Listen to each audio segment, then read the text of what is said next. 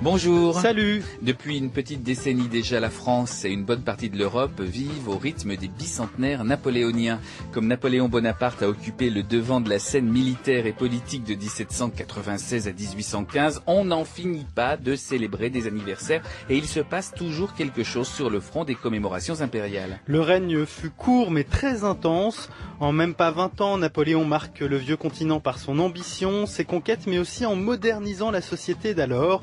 Pour toutes ces raisons, le destin et l'œuvre de Bonaparte fascinent. Il est très critiqué aussi, en tout cas, il ne laisse personne indifférent. Et la meilleure ville pour approcher l'homme comme la légende, c'est bien sûr Paris.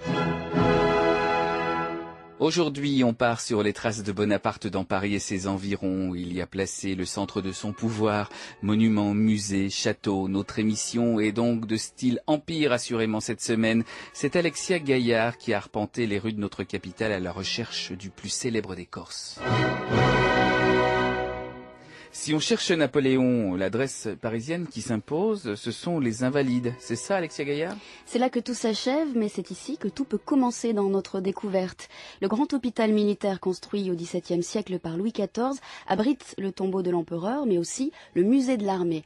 Pour suivre l'épopée napoléonienne, de champ de bataille en champ de bataille, c'est un passage obligé. C'est aussi un musée qui cherche à rendre l'Empire très vivant, en le donnant en spectacle au grand public, pour mieux faire de la pédagogie. En décembre dernier, autour de la Sainte-Barbe, le musée a organisé des reconstitutions napoléoniennes. Alors Sainte-Barbe est la patronne des artilleurs, des canonniers, des pompiers aussi, bref, des métiers du feu, donc une patronne très présente dans les armées de Napoléon. Il y a quelques jours donc, la cour des Invalides s'est vraiment mise aux couleurs de l'Empire, anniversaire oblige. Allez, pardon, je peux vous pousser ? Pardon ? Il y a vraiment besoin de 6 chevaux pour... Ah oui, ça fait plus de 3 tonnes le canon.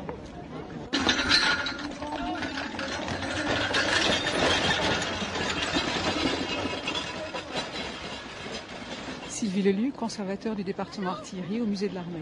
Nous avons réinstallé un bivouac tel qu'ils existaient au Premier Empire en commémorant la bataille de Wagram en 1809, la fameuse bataille aux 100 canons. Nous avons voulu faire revivre ces matériels anciens, montrer comment il était difficile de servir ce type de matériel. Et grâce au travail du 8e régiment d'artillerie de Commercy et de l'école d'artillerie de Draguignan, qui maintient vivants ces attelages et ces matériels, on a pu proposer à nos visiteurs une reconstitution d'un bivouac du début du 19e siècle. Protéger le fourreau. Une sabre-tache. Tu sais ce que c'est qu'une sabre-tache ? Sabre-tache, ça veut dire protège-sabre.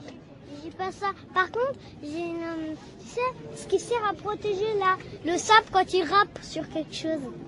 Sur quelque... Oui, le fourreau quand il rappe. Ça, il est là. Là, tu as un plus beau fourreau que le mien alors, si ça se trouve. Malheureusement, moi je joue pas tous les jours. J'aimerais bien jouer tous les jours. Je m'appelle Hubert Daniel, je fais de la reconstitution historique depuis 1972.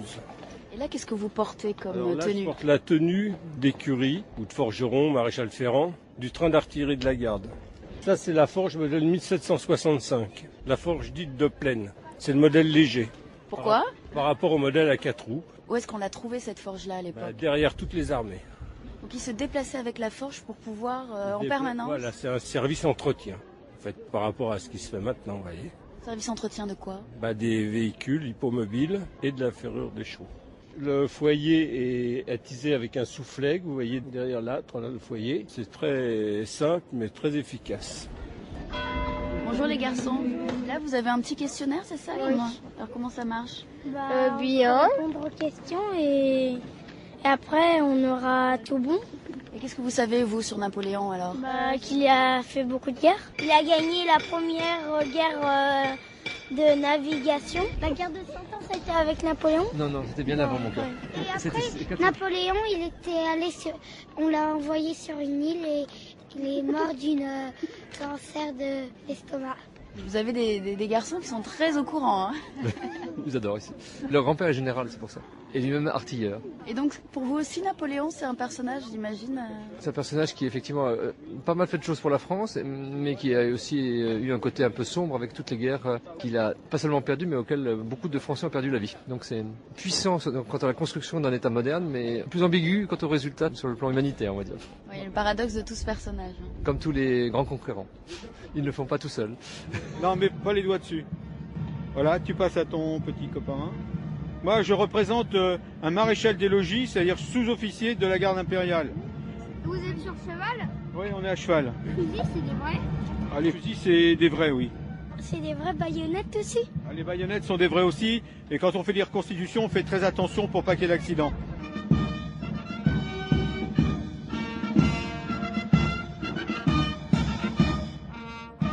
L'Empire a toujours fasciné, les uniformes sont chamarrés, donc les amateurs d'uniformologie sont très attachés à cette période. C'est une période sur le plan de l'artillerie et de l'armement qui est une période d'exception. C'est vrai que le général de Gribeauval qui a présenté son nouveau matériel, son système d'armes tout à fait révolutionnaire, c'est un matériel qui a été mis au point au milieu du XVIIIe siècle, qui a fait la gloire des armées impériales. Il est célèbre et les visiteurs férus d'histoire aiment à venir le voir manœuvrer en action.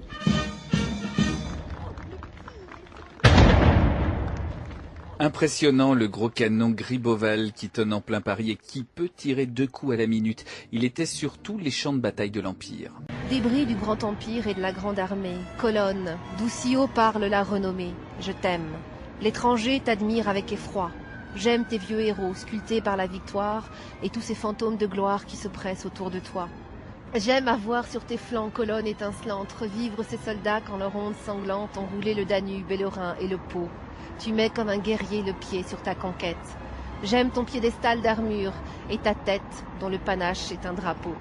Et c'est signé Victor Hugo. Alexia Gaillard, où êtes-vous désormais sur les pas de Napoléon dans Paris? Quel est le monument évoqué par Hugo? On est place Vendôme, devant la colonne Vendôme, et j'ai une guide très précieuse à mes côtés, c'est Karine Huguenot. Elle est historienne de l'art, responsable des collections de la Fondation Napoléon et auteure du livre Ballades napoléoniennes dans Paris. Un livre édité par Nouveau Monde qui rassemble en 5 chapitres itinéraires les adresses parisiennes liées au consulat et à l'Empire. Cette colonne Vendôme, dont le nom officiel et colonne de la Grande Armée, est un des plus importants symboles de l'épopée napoléonienne. Cette histoire est intimement liée à l'avènement de Bonaparte au pouvoir, puisqu'elle est là pour célébrer la grandeur des armées napoléoniennes. Mais à l'origine, il s'agissait de commémorer les soldats qui étaient morts au combat. En fait, c'est une idée qui remonte au consulat, où chaque département devait recevoir une colonne commémorative, justement en souvenir des grandes guerres de la Révolution et du début du consulat. À Paris, 2 colonnes devaient être élevées, une colonne dite départementale et une autre colonne dite nationale. Et donc une des 2 colonnes devait être érigée ici, place Vendôme. Et puis en 1803, Bonaparte, premier consul, édicte un décret qui réaffirme sa volonté de voir ériger cette colonne, place Vendôme, une colonne qui serait à l'imitation de la colonne Trajane à Rome. Alors en fait au départ cette colonne devait être une colonne commémorative avec des allégories des différents départements français surmontées d'une statue de Charlemagne. Et puis les projets vont évoluer et après la campagne de 1805, donc la fameuse campagne d'Austerlitz, Vivant Denon, qui était le directeur des musées de Napoléon, celui qu'on a appelé l'œil de Napoléon, le fameux grand Vivant Denon, propose d'ériger cette colonne avec le bronze des canons pris aux Autrichiens et d'en faire donc une véritable commémoration comme était la colonne Trajane, donc d'une campagne contre les Daces, d'en faire une commémoration de cette campagne contre les Autrichiens et les Russes. Le projet est accepté et donc voilà Vivant Denon qui commande aux différents artistes un projet permettant, comme sur la colonne Trajane, de montrer un relief qui va se dérouler en spirale de bas en haut, narrant les différents épisodes de la campagne. Et tout en haut, la couverture donc de la colonne avec cette fameuse statue de l'empereur. Et cette statue est intéressante parce qu'elle va suivre en fait les vicissitudes de l'histoire, tout comme la colonne Vendôme va devenir au XIXe siècle le symbole véritablement sur lequel tous les régimes politiques vont vouloir apposer leur marque. Ce qui est incroyable souvent dans Paris, c'est que des ensembles urbanistiques appartenant à des époques très différentes se marient parfaitement les uns avec les autres. Le lotissement, l'urbanisation de cet ensemble prend place à la fin du XVIIe et au début du XVIIIe siècle. C'est-à-dire les bâtiments qui nous entourent. Les bâtiments alentours, voilà, et puis tout l'ensemble du quartier. Donc il est effectivement tout à fait étonnant de constater que cette colonne s'intègre parfaitement dans cet ensemble et que tout cela est d'une harmonie tout à fait exceptionnelle. exceptionnel. Napoléon, empereur, despote. Les assemblées représentatives ne sont que des chambres d'enregistrement. La police combat avec opiniâtreté les opposants au régime. Napoléon empereur réformateur, après les années sauvages de la Révolution, tout est à reconstruire en France et il s'y emploie. Il réorganise les finances et crée la Banque de France. Il bâtit une nouvelle administration dont nous sommes toujours les héritiers. Il modernise la justice et fait promulguer le Code civil, repris par de nombreux pays, le fameux Code Napoléon. Il crée aussi les lycées et la Légion d'honneur. D'ailleurs, à l'hôtel de Salm, juste en face du musée d'Orsay, le musée de la Légion d'honneur garde des souvenirs de Napoléon. Napoléon empereur a des visées expansionnistes. Ses batailles et ses campagnes sont dans toutes les mémoires. Les monuments qu'il a fait ériger à Paris en gardent le souvenir. Mais Napoléon empereur était aussi un bâtisseur, Karine Huguenot. C'est vrai qu'on a plutôt tendance à réduire Paris aujourd'hui au Paris d'Haussmann, au Paris du Second Empire, celui de Napoléon III. Mais Napoléon Ier avait fait véritablement œuvre d'architecte. Il a simplement manqué de temps. Je rappelle qu'il a régné 15 ans. C'est très court. C'est 2 septennats de Mitterrand. C'est Chirac régnant aussi sur la France. Donc c'est très très court. Et qu'il a pourtant laissé un héritage exceptionnel, que ce soit par les bâtiments, bien sûr. On peut parler de la colonne Vendôme, qui en est l'un des symboles les plus prégnants. Mais on peut aussi parler du temple de la Madeleine, aujourd'hui l'église bien sûr, qui lui fait face l'Assemblée nationale, les bâtiments qui existaient déjà. La façade est construite à la demande de Napoléon. Là encore, on est dans la pleine Antiquité, avec les façades des temples à l'antique, les façades à colonnades, et puis les arcs de triomphe. Là encore, on est toujours dans un registre et un répertoire architectural qui puise à l'antique. L'arc de triomphe du Carrousel, bien sûr, et puis l'arc de triomphe de l'Étoile, autre grand symbole parisien s'il en est. Donc, du point de vue architectural, Napoléon a vraiment laissé une œuvre importante avec des bâtiments dont l'architecture serait l'écho de la grandeur de son règne.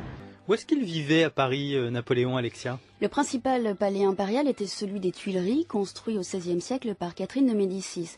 Il était au bout du Louvre, face au jardin qui porte encore son nom. C'est là, après Napoléon, que résideront tous les souverains français au XIXe siècle. Vous parlez au passé parce que ce palais n'existe plus ? Oui, il a été incendié en 1871 pendant la Commune et ses ruines ont été détruites 20 ans plus tard.